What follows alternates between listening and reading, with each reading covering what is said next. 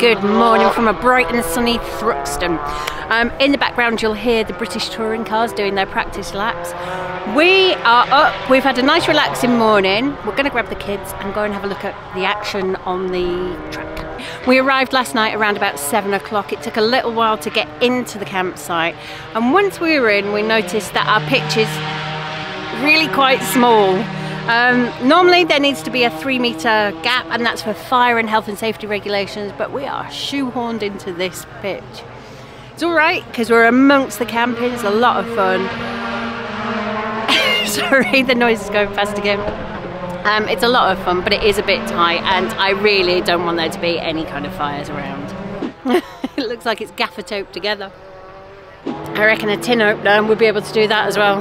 Drop downside for a nice little outdoor deck. And George doesn't like the noise of the cars, they're very loud, so we've given him headphones and he's rocking out with the music. We just bumped into a subscriber called James who invited us down to his brother-in-law's mini car to have a look. Now I know technically we should probably be excited by the engines, but it's all about the graphics for us. And they look really good. He's stripping a section of the wheel so the engineer can check how much wear is left on it. Does look like he's making a kebab from the kebab van. But he will do the whole wheel once it's been inspected. Or the tyre. Tyre, okay, alright. We've picked this particular weekend because Eddie has a friend called Aidan Neat who is driving in the Formula 4.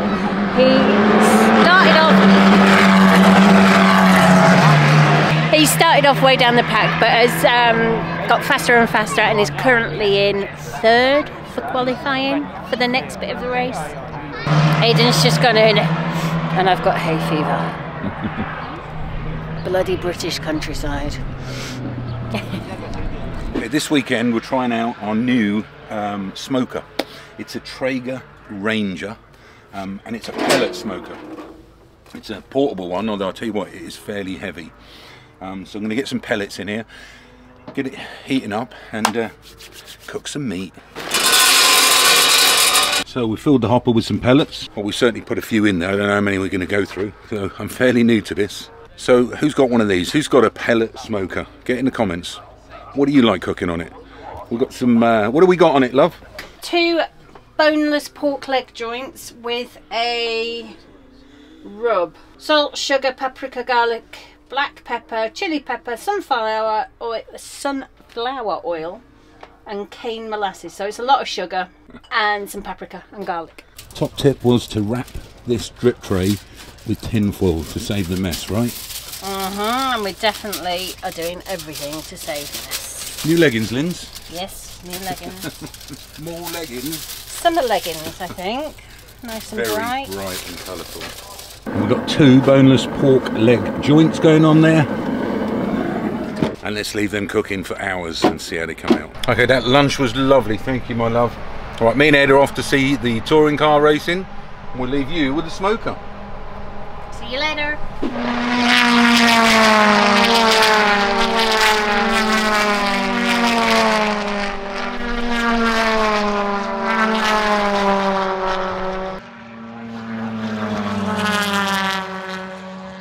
I'm just chilling out at the pitch and I can still hear all the cars going past.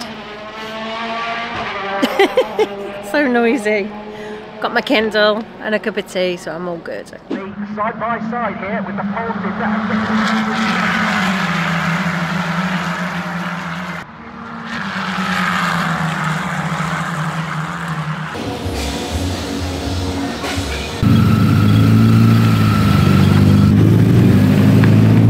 This Death Lefts is not a small rig, but it looks tiny compared to these, doesn't it? Smile with your eyes. Say something interesting. Where's me bloody dinner? Have you cooked me dinner yet? Not yet. Okay.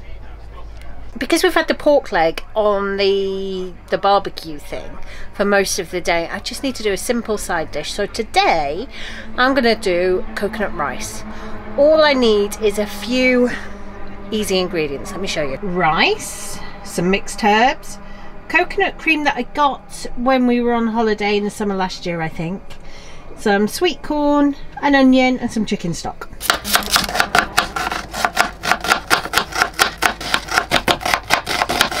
I love having a spray oil in the van, it's really convenient. Just a couple of sprays and no mess. There's a little bit of oil heating up in my pan. I'm going to very gently just fry off some onion just to soften it rather than to give it a colour. Next, I add a teaspoon of easy garlic. That's about 1 or 2 cloves, depending on my mood. When that's softened together, I add the rice. Just fry it off a little bit. When the rice has absorbed that lovely onion and garlic flavour, just a minute or 2 of frying, I add in some mixed herbs, just a sprinkle. None of my recipes have set amounts of ingredients.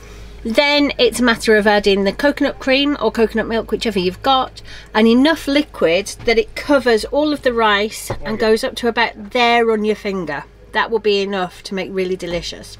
And you put a lid on and let it simmer for about 5 minutes, turn the heat off and let it steam for 20 minutes or so until it's just perfect. So to this, I've added the coconut milk and some boiling water. I'm just bringing it back up to the boil, then I put a lid on it, leave it for 4 minutes to cook, and then let it absorb all the yummy flavourings over the next 20 minutes or so.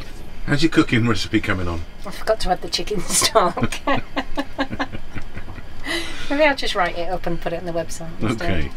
Are you sure it's not the wine that's doing it? No, I've only only just poured that. But a coconut rice really is something special, guys. And there it is. Doesn't that look fantastic? That's good, right? Very. Pork and apple sauce. And we've got the last pack of Red Lobster biscuits. And they're great. They're like little clouds of heaven. They're beautiful. Cheesy. Like a super soft scone. Cheese scone. Yeah, savoury. So light and airy. I've already started to pack the pitch up. And I'm planning my exit strategy because it is tight here and I'm not going to get out of here. But fortunately the guy next door is going to pack up the tent and move the car so we can get out tomorrow. We're not stuck in. And George and Lynn's are in here chilling. Hey George, all right? Yeah. Hey? Hey, you're Hey right. my love. And the boys are chilling in the back watching the football on the projector. Look at that. Hey. 0-0 boys. I am taking this opportunity to start editing this video you're watching right now. So I need to get on top of it. From here we head to Sandringham and then to the Adventure Overland show. So we've got a lot going on in the next week. So I thought, hey, I'll sit down and start editing the footage right now, which is very unusual for me. Normally takes me a little longer than that. Good morning from Thruxton. It's race day today, the British Touring Cars. I'm just trying to upload a video and struggling with data. I guess it's just the amount of people here. Racing's just started and I've got a great view of the screen over there. So while I'm trying to upload some data, I can keep an eye on the racing. Good morning. Good morning, my love.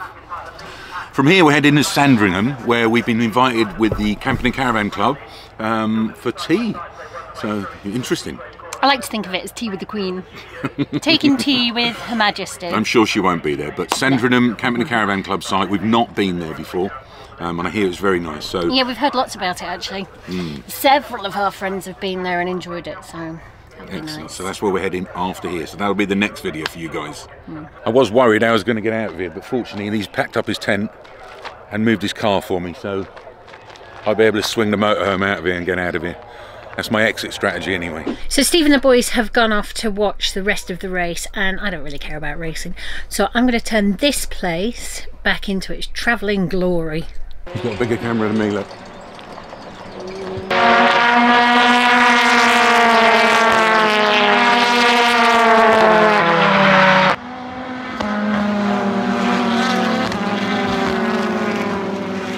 Look at that.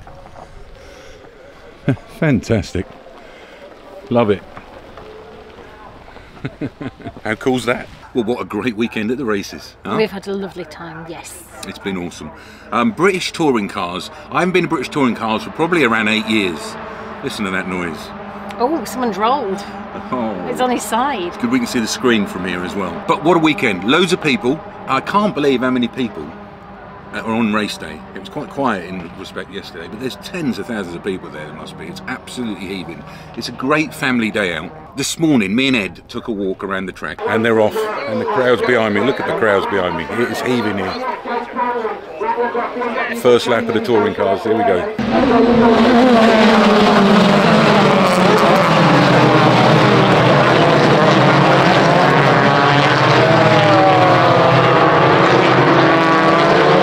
touring cars, how loud are they? Really loud. They are so loud, them touring cars. And we managed to stop and get a few different angles of viewing the track, and enjoyed that race. That was really, really good. It's so close to touring car racing. They're all tussling together, you know, for position. So yeah, loved that. And then why we were here this weekend is Aidan Neat, which is Eddie's mate, who races in the F4. You might know Andy Neat, his dad. He's an ex touring car driver. Remember seeing him back in the day. So we were here supporting Aidan Neat, and his race this morning was spectacular. He qualified in 6th position, I think, started in 6th, and he just pulled it back. I mean, the racing was so exciting to watch. It really was. And each lap he kept pulling it back, and eventually, with a couple of laps to go, he managed to pull 1st place and he won his race. So how cool was that? That was so exciting. The little kid who used to drive around in the back of the car. He's 15, but awesome driver, yeah. Aidan Neat. Keep your eye out for that one, I think. Ed's astounded because he's not allowed to drive on the road yet, but he's racing, and yeah, it's very cool. Isn't he? Let's talk about the dangerous camping that's here.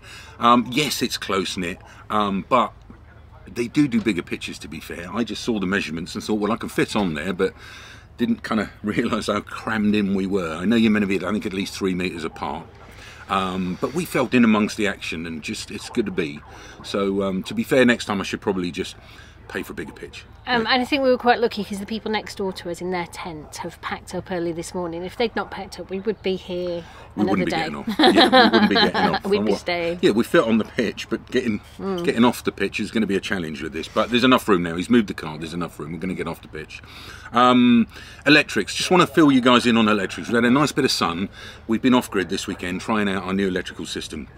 And we've used around 50% of the batteries. Now, we did top some of that up with solar, but I did have an issue with the solar. The solar's pulling in more than we expected. Phil did fuse the solar coming in, which it's not a requirement in this country. I think it's a requirement in America. I think there was a 10 amp fuse. It blew both fuses. So we're going to up the fuse on that, I think. I think we're going to up the ampage of the fuse. We're definitely going to need to, because that was a sunny day in the UK, so imagine what it's going to be like out in Europe. Right. But let's have a look at the let's have a look at the specs here. Batteries. Batteries are down to 50%, and that's 2 days completely off-grid. And the main thing is that eating that, though, is the fridge is running on 240, not on gas. I can put it on gas, but why not use the sun to keep the drinks cool, isn't it? Anyway, listen, I waffled on enough. And the dinner.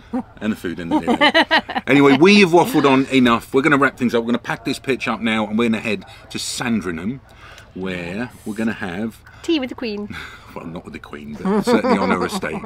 Hope you've enjoyed the vlog, guys, and we'll see you on the next one. See ya.